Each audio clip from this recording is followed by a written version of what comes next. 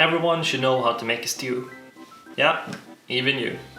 But Victor, I have a really low budget and pretty much no cooking skills.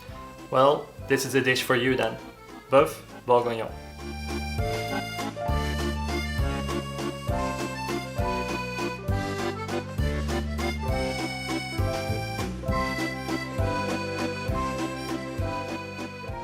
And no, I'm not using just any recipe here.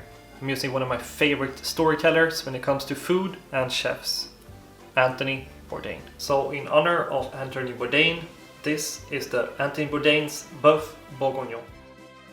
When it comes to meat stews, more expensive parts such as filet mignon or other expensive parts is usually not the way to go here. You want to go ideally with a neck or a shoulder is also great. It contains more fat and will render down and create a nice deep meat flavor.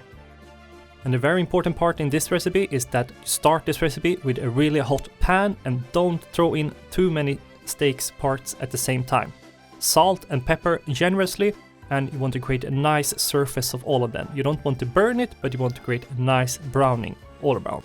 If you should throw in all the meat at the same time, you will end up cooling down the pan so much that you will end up boiling it and not creating any surface on the meat at all.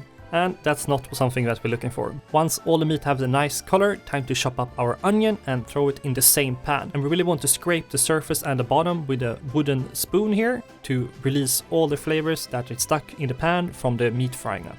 Scoop on 2 tablespoons of wheat flour. This will help to create a nice thickener. And if you want to stick with the original recipe, you should use wine from the Bourgogne district here. And I'm sorry, old Frenchmen, I'm actually cheating here. I'm not using a Bourgogne wine, I'm just using a cheap cooking wine for around $5. You're gonna stew it for 3 hours, so after that you can't really taste the origin from the wine. And here we have it, the backbone to the whole stew. Our browned, nice meat that soon will be tender, and our fried up onions with wheat flour in red wine. And I really recommend that you get a Dutch oven or a cast iron bigger pan here. And the advantages of having a Dutch oven is that they have a really thick bottom that will distribute the heat more evenly underneath. Throw in some water in the pan again, stir it around to get all the last flavor out of the pan. We don't want to miss any goodness from there. And before we throw the lid on, we're gonna throw in our carrot, our garlic, our thyme and bay leaf, and we're gonna cover it up with the last of the wine. Now we're gonna fill up with water until all the meat is submerged. Yeah, some of you are wondering why not putting in stock here instead of water, but we're gonna boil this or stew this for 3 hours, so don't worry. All the water will be reduced down to a thick sauce. Stir it around a little bit, and now it's time to start our timer for stewing. I ended up stewing mine for around 3 hours, and this depends on your meat, how high or low your temperature in the pan is. And make sure to put the lid on. This is really important. All the water needs to go up and down to the pan again.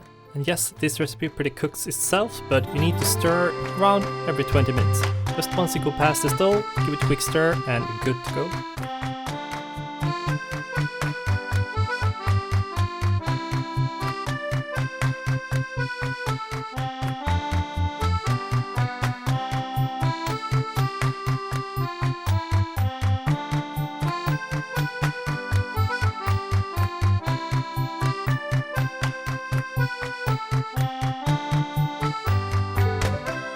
The original recipe doesn't have any topping on it. I like that though.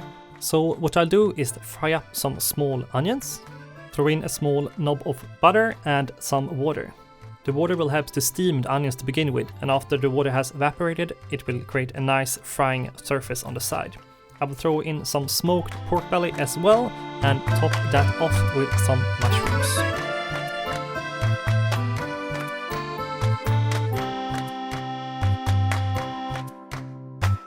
And when you feel that the pork belly is almost done, throw in the mushrooms. The salty smokiness of the pork belly and the sweetness of the onion and the umami flavor from the mushrooms. These 3 components together really complements the whole dish together, at least in my opinion. And as always, you can find the recipe down below in the description.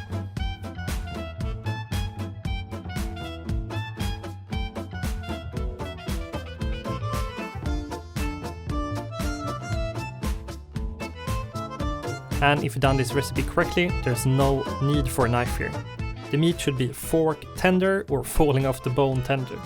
Here once again, The deepness from the meat and the sauce and the sweetness from the vegetables really complements the dish all together. And before we wrap up here, I just want to say that I upload new videos every week, so if you want to learn more about Swedish food and food from around the world, consider subscribing, hit the like button and comment down below. And once again, thank you so much for watching, and I really wish you a great day. See you in the next one.